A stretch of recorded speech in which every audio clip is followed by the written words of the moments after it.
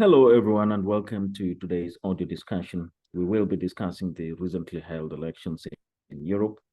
Case in point, the general elections, which were held on the 4th of July in the United Kingdom, and the French elections, which were held, the first round, which was held slightly over a week ago, and the second round of the elections, which were held on the 7th of July. So with me in this discussion is my colleague, senior analyst at AP Assistance, Dr. Ramu. And to set the ball rolling, the results in the UK, the results for the UK elections were not really surprising. Leading pollsters predicted a huge victory for the Labour Party over the last 7 months. And it's, of course, interesting, to see the Labour Party back in power after 14 years in which the Conservatives formed government. And in the case of the French elections, well, the results for the second round were a little bit surprising after pollsters had predicted victory for the far-right National Rally.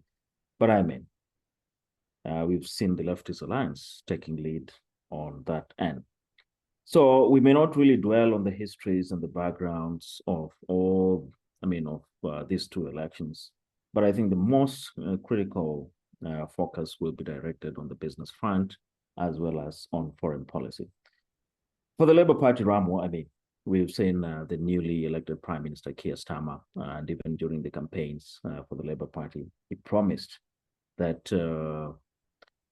the election of the Labour Party, the formation of the government by the Labour Party, presents an opportunity for the negotiations of more favorable agreements, trade agreements, as far as Brexit is concerned, among other issues. How do you see this panning out? Is it something strategic that is anticipated to take place, or is it more of a campaign rhetoric? How do you look at this from your end?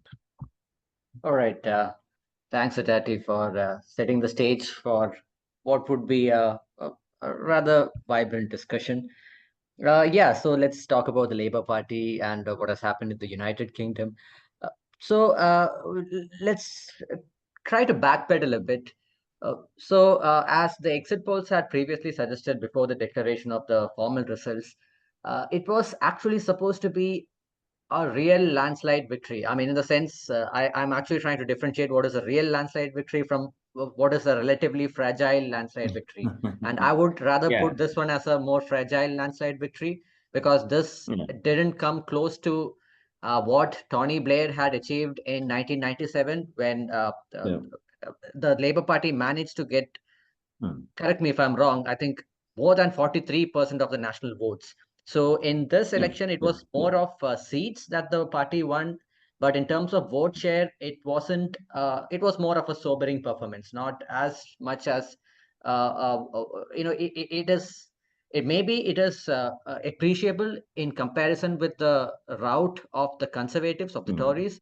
But in terms of Yeah. what hard nationalist figures like Nigel Farage of the Reform Party has achieved, uh, Yeah. this victory cannot be taken for granted in the long run because another storm Hmm. in the UK, storm in the sense of political storm, can literally wipe out the gains that have been achieved by the Labour Party. And Nigel Farage is that one big threat because if he is able to eat into the vote share of the Tories, he can definitely eat into Hmm. the vote share of the Labour Party because it's Hmm. basically people's disenfranchisement and anti-incumbency mindset. So they just didn't want the Conservatives to be back. I mean, because of what we had seen in the last few years with changing prime ministers and whatnot. Yeah. I would say, like in terms of the trade agreements and whatnot, Labour is definitely has more affinity towards Brussels, so they would be wanting to rather try to reinstate more of those agreements, trade agreements, favorable trade agreements between the UK and the European Union that was rejected by the nationalist-leaning factions in the Conservative Party, led by Boris Johnson himself.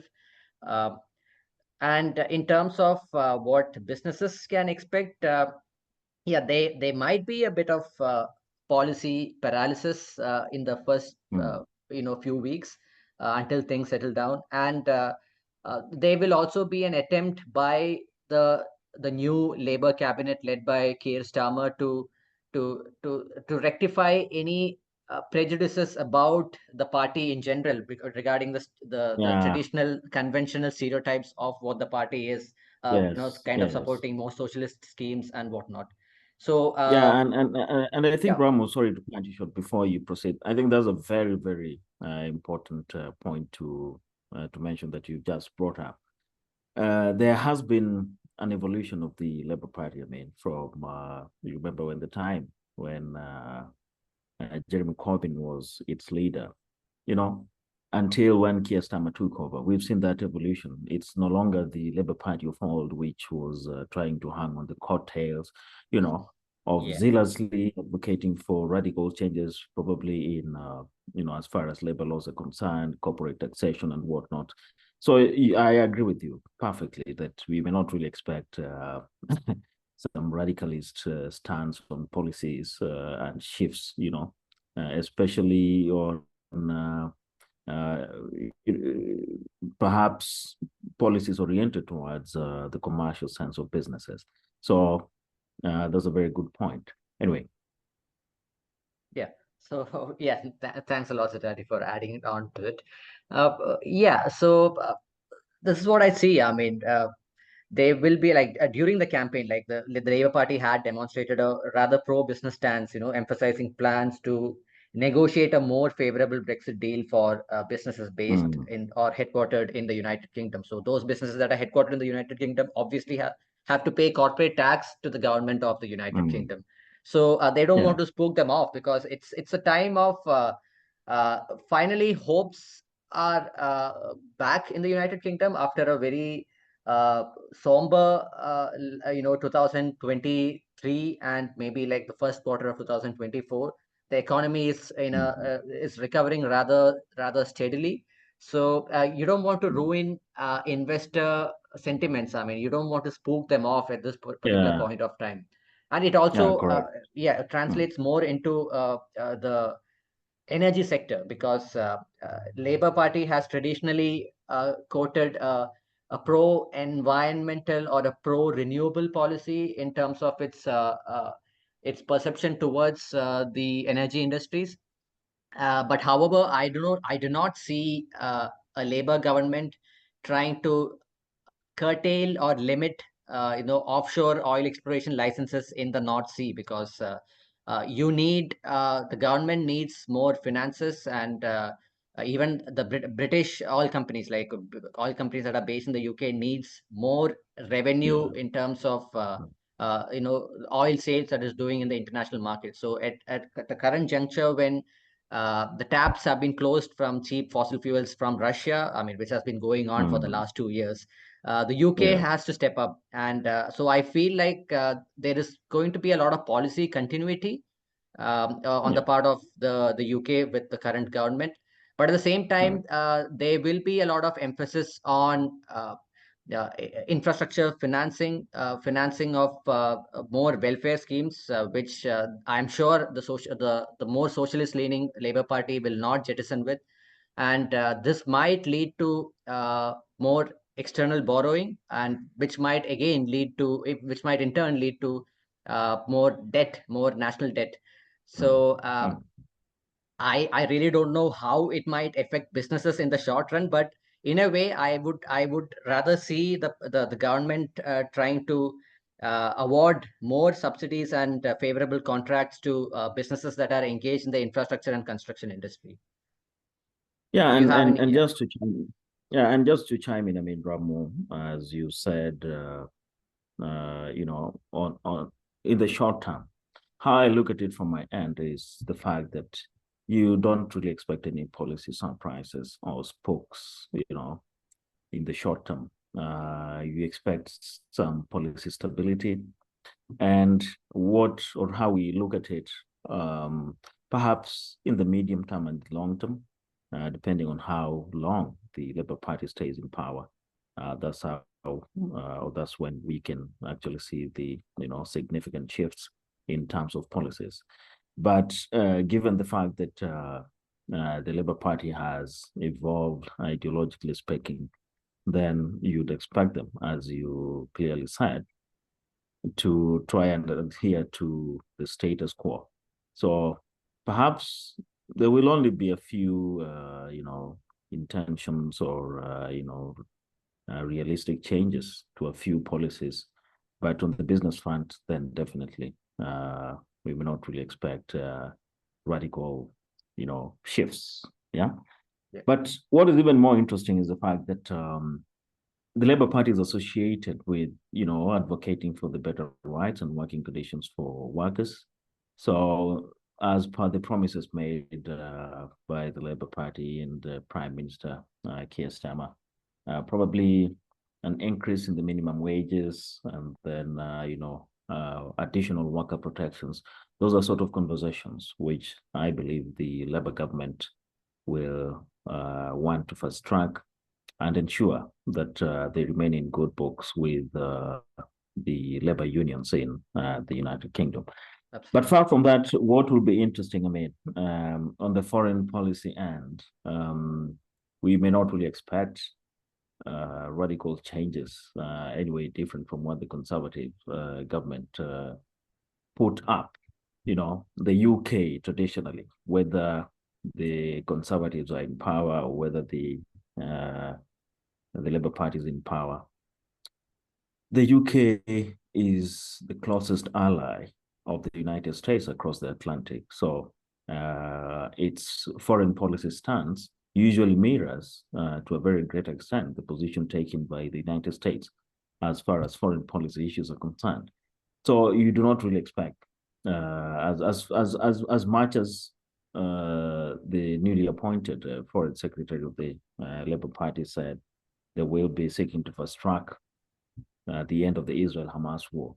We don't really see the UK coming out independently in pushing for that, rather than, sticking together with the United States in advocating for some of these foreign policy issues. And we also don't really see anything different from the UK's position, perhaps, on the ongoing war in between Ukraine and Russia. Anyway, so that's quite interesting. But going back to the elections held in France, we have not really seen especially in the second round, we didn't really see the far right National Rally coming out strongly. There were fears, of course, of the adoption of stringent anti-immigration policies if the National Rally were to come to power. But now that seems it seems that such kind of radical policies, which were feared, would kind of take a backseat, given the National Rally has not really formed or made up a majority of the seats in the National Assembly.